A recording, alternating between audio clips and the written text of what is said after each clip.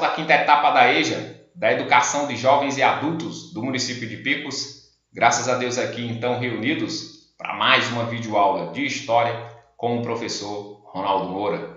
E hoje, na nossa videoaula, nós vamos dar continuidade ao nosso assunto.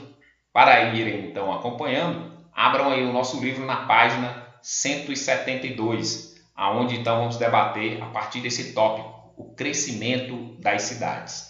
E o que é que acontece, pessoal? Nós então vamos começar falando da Inglaterra, que foi o berço da Revolução Industrial, foi o primeiro local no mundo aonde aquilo que consumíamos passou a ser feito com máquinas.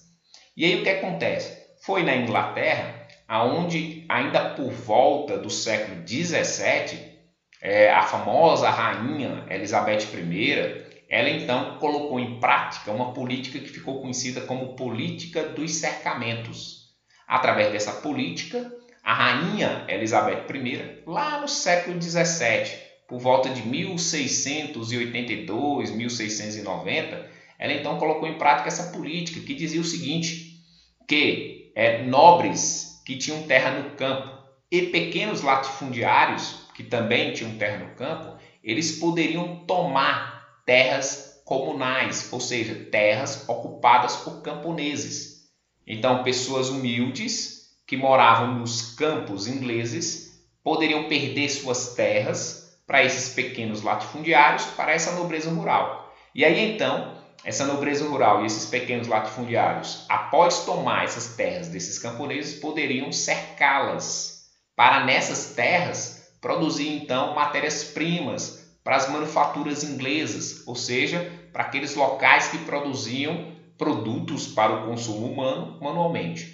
Principalmente o trigo, e a lã. Então essas terras que passariam a ser cercadas, principalmente seria para a produção de trigo e criação de ovelhas, para então extrair delas a lã, para oferecer para indústrias têxteis, indústrias produtoras de tecido. Então nós podemos dizer que muitos desses camponeses que tiveram então suas terras roubadas, tá certo? Tomadas, eles então, sem ter como sobreviver ali no campo, vão migrar para as cidades. Então nós podemos dizer que a partir do século XVII, na Inglaterra, o número de pessoas vivendo nas cidades vai ser maior do que o número de pessoas vivendo no campo. Então, depois de tantos séculos, a população na Inglaterra, como também na Europa urbana, vai ser maior do que a população rural. Então, nós podemos dizer que a política dos cercamentos na Inglaterra vai provocar esse êxodo rural, a saída de várias pessoas do campo para a cidade. E o número de pessoas vivendo nas cidades vai sim aumentar na Inglaterra, não somente na Inglaterra, mas em várias outras nações europeias.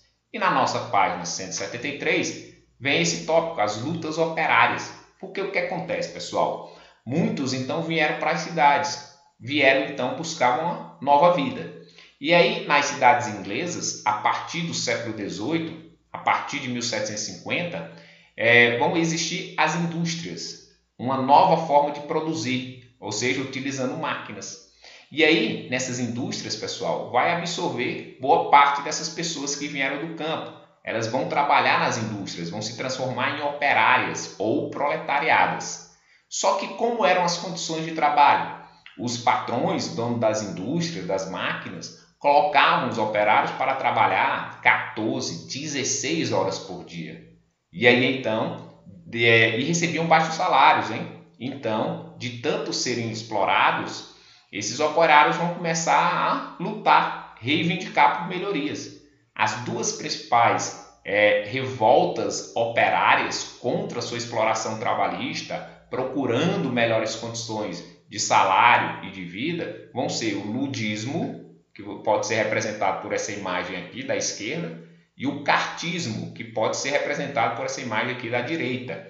O ludismo foi sim uma revolta que aconteceu na Inglaterra, influenciada por um possível operário de nome Ned Ludd, aonde então os operários, eles contrários à exploração trabalhista, contrários aos baixos salários e contrário ao desemprego, porque eles diziam que as máquinas estavam causando desemprego, Estes, então, vão quebrar as máquinas das indústrias, vão se revoltar quebrando as máquinas das indústrias, as quais trabalhavam. Mandavam também cartas ameaçadoras aos seus patrões. Então, essa revolta ficou conhecida como ludismo.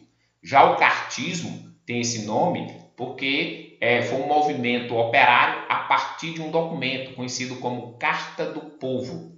Consequentemente, nesse documento, Carta do Povo, os operários não quebraram nada não, mas manifestaram o interesse pelo voto secreto, pelo voto universal masculino, pela possibilidade do operário se tornar deputado lá no parlamento inglês para, através da política, melhorar as condições de vida dos operários. Então, o movimento cartista foi esse documento, Carta do Povo, em que foi apresentado pelos operários ao parlamento com uma série de reivindicações, principalmente, como eu disse, querendo votar para eleger um deputado operário e que esse voto fosse secreto, consequentemente, através da política, de uma forma organizada e justa, ter essas melhorias em prol deles. E na nossa página 174 tem esse tópico, História da Indústria no Brasil. Nós podemos dizer, pessoal, que lá no século XVIII, como vocês podem ver, por volta de 1785, a rainha portuguesa Maria I, ela, junto com também os seus antecessores, impunham, ou seja, colocavam sobre o Brasil o famoso um documento conhecido como o Alvará de 1785. Por esse documento, Alvará de 1785, no Brasil era proibido ter manufaturas, que era a forma de se produzir antes das indústrias. Ou seja, pessoal, então, tudo o que era de produto manufaturado ou industrializado, os brasileiros eram obrigados a comprar de Portugal, porque aqui não poderia produzir. Porque qual era a mentalidade da Rainha Maria I e dos seus antecessores? Que como o Brasil era colônia, tinha que sim, obrigatoriamente, comprar produtos manufaturados, industrializados do Brasil. Isso vai começar a mudar, pessoal, com a chegada da família real portuguesa ao Brasil. Isso aí já no século XIX, a partir de 1808, aonde então Dom João, o príncipe regente, que era filho da Rainha Maria I, ele então, quando chegou aqui no Brasil, a partir de janeiro de 1808, ele então aboliu, pôs fim a esse alvará de 1785, permitindo a instalação de indústrias no Brasil. Só que o que acontece, pessoal? Os produtos ingleses, eles entravam no Brasil pagando poucos impostos. Então, será que seria interessante para um brasileiro investir na produção industrial aqui no Brasil, sendo que os produtos ingleses aqui vendidos eram mais baratos? Então, mesmo Dom João anulando, pondo fim a esse alvará de 1785, não incentivou a produção industrial. Essa produção industrial no Brasil ela vai começar a ser, de fato, incentivada, a industrialização no Brasil vai começar a engatinhar, de fato, a partir de 1844, com a famosa Tarifa Alves Branco. Isso aí já é segundo reinado, o Brasil já era independente, o Brasil era governado à época por Dom Pedro II. E aí, o seu ministro, Alves Branco, colocou em prática essa tarifa que era o quê, pessoal? Imposto sobre os produtos importados. Então, a partir de 1844, os produtos importados, quando entrassem no Brasil, ficariam mais caros.